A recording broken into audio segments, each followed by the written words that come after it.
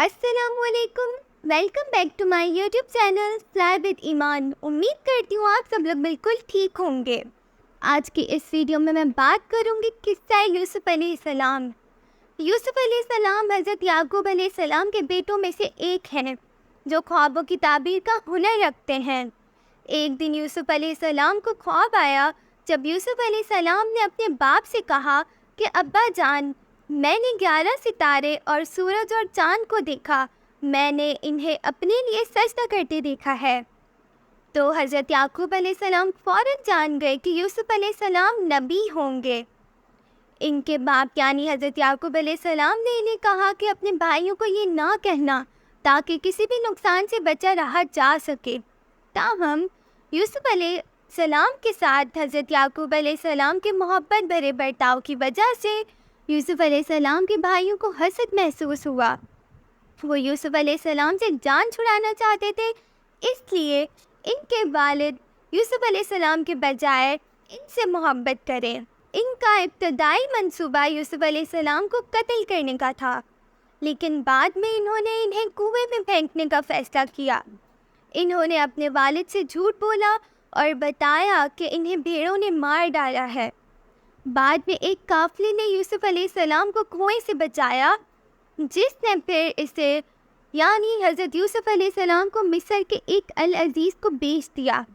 العزیز نے یوسف علیہ السلام کو قبول کیا اور یہ سوچ رکھ رہے تھے کہ یا تو انہیں کام پر لگا دیں گے یا انہیں بیٹا بنا لیں گے۔ اس کے بعد یوسف علیہ السلام اتنے خوبصورت ہو جاتے ہیں کہ ان کے آقا کی بیوی یعنی العزیز کی بیوی، جسے بعد میں اسلامی روایات میں زلیخا کہا جاتا ہے، ان سے محبت کرنے لگتی ہے۔ ان کی خواہش سے اندھا ہو کر وہ انہیں اپنے ساتھ ایک کمرے میں بند کر دیتی ہے اور انہیں بہکانے کی کوشش کرتی ہے۔ اپنی عجیب حکمت اور طاقت کے ذریعے یوسف علیہ السلام اس کا مقابلہ کرتے ہیں اور دروازہ کھولنے کے لیے مڑ جاتے ہیں۔ پریشان ہو کر زلیخا انہیں روکنے کی کوشش کرتی ہے اور اس عمل میں حضرت یوسف علیہ السلام کی قمیص کا پچھلا حصہ پھاڑ دیتی ہے۔ اس وقت زلیخا کا شوہر، گھر کا مالک اور یوسف کا آقا دروازے پر لڑکھڑاتے ہوئے زلیخا اور یوسف کو پکڑتا ہے اور وضاحت طلب کرتا ہے۔ الزام تراشی کرتے ہوئے زلیخا اپنے شوہر سے کہتی ہے کہ یوسف علیہ السلام نے اسے بہکانے کی کوشش کی۔ یوسف علیہ السلام اس کی تردید کرتے ہیں اور اپنے مالک سے کہتے ہیں کہ زلیخا نے اسے بہکانے کی کوشش کی تھی۔ اس بات کا یقین نہیں ہے کہ قصوروار کون ہے۔ گھر کے ایک ملازم نے اپنے مالک کو بتایا کہ یوسف علیہ السلام کی قمیص پھٹی ہوئی تھی اور وہ ہی اس کے بارے میں سچ بتائے گی۔ نوکر کے مطابق اگر یوسف علیہ السلام کی قمیص آگے سے پھٹی ہوئی تھی تو وہ زلیخا کی طرف جا رہے تھے، اسے بہکانے کی کوشش کر رہے تھے۔ دوسری طرف یوسف علیہ السلام کی قمیص پیچھے سے پھٹی ہوئی تھی تو وہ زلیخا سے بھاگنے کی کوشش کر رہے تھے، لہٰذا زلیخا مجرم تھی۔ یوسف علیہ السلام کی قمیص کی جانچ پڑتال کرنے کے بعد اور پیٹھ پر چیرے دیکھنے کے بعد یوسف علیہ السلام کے مالک نے اس کی بیوی کو مجرم قرار دیا اور غصے سے اسے اپنے گناہ کی معافی مانگنے کے لیے کہا۔ بعد میں زلیخا نے خواتین کے ایک گروپ کو اس واقعے کے بارے میں بات کرتے ہوئے سنا اور زلیخا کو اس کے کیے کے لیے زبانی طور پر شرمندہ کیا۔ اس سے ناراض ہو کر زلیخا ہر ایک عورت کو چاقو دیتی ہے اور یوسف علیہ السلام کو بتاتی ہے۔ ان کے آنے پر خواتین نے اپنے آپ کو چھریوں سے کاٹ لیا، ان کی خوبصورتی سے چونک گئیں۔ زلیخا نے خواتین کے سامنے یہ ثابت کر کے حوصلہ بڑھایا کہ کوئی بھی عورت یوسف علیہ السلام کے لیے گر جائے گی۔ اس کا دعویٰ ہے کہ یوسف کو اس کی پیش قدمی کو قبول کرنا ہوگا ورنہ اسے قید کر دیا جائے گا۔ زلیخا کے دعوے سے پریشان ہو کر یوسف اللہ سے دعا کرتے ہیں، اللہ سے التجا کرتے ہیں کہ وہ انہیں قید کر دے، جیسا کہ یوسف زلیخا اور دوسری عورتوں کی بات کرنے کے بجائے جیل جانا پسند کریں گے۔ کچھ عرصے کے لیے جیل جانا چاہیے اور یوسف نے بھی ایسا ہی کیا۔ جیل میں یوسف نے 2 اور آدمیوں سے ملاقات کی اور قیدی کے خوابوں میں سے ایک کی تعبیر کی۔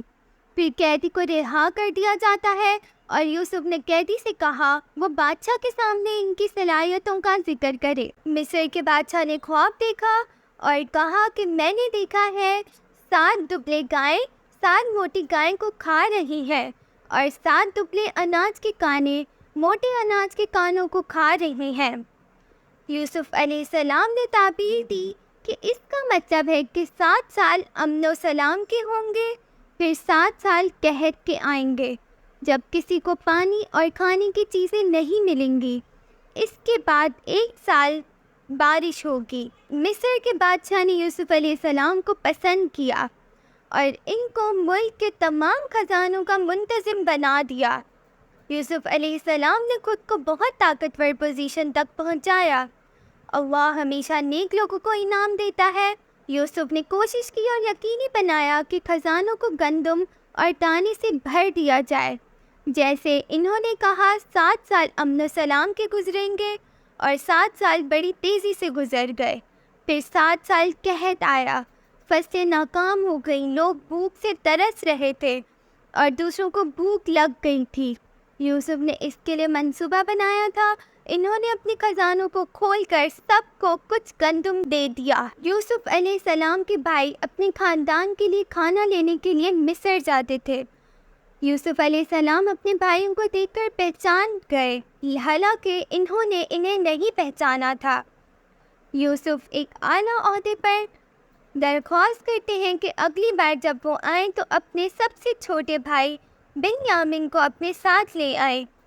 جب بھائی اپنے سب سے چھوٹے بھائی کے ساتھ واپس آئے تو یوسف اسے ایک طرف لے گئے اور اسے اپنی شناخت بتائی۔ یوسف علیہ السلام نے چوری کا مقدمہ بنایا جہاں ان کا سب سے چھوٹا بھائی چوری کا مجرم پایا جاتا ہے، جب وہ واقعی بے قصور ہے، اور اسے اس کے خاندان سے حراست میں لے لیا جاتا ہے تاکہ وہ اس کے ساتھ رہ سکے۔ بعد میں جب باپ اور بھائیوں کو غربت کا سامنا کرنا پڑتا ہے تو وہ یوسف علیہ السلام کے پاس واپس آتے ہیں اور یوسف علیہ السلام پھر ان کی مدد کرتے ہیں اور انہیں اپنی شناخت ظاہر کرتے ہیں اور انہیں ان کے ساتھ رہنے کو کہتے ہیں۔ سبحان اللہ۔ اگر آپ کو ہماری یہ ویڈیو پسند آئے تو اس کو لائک، شیئر اور سبسکرائب کرنا مت بھولیے گا۔ جزاک اللہ۔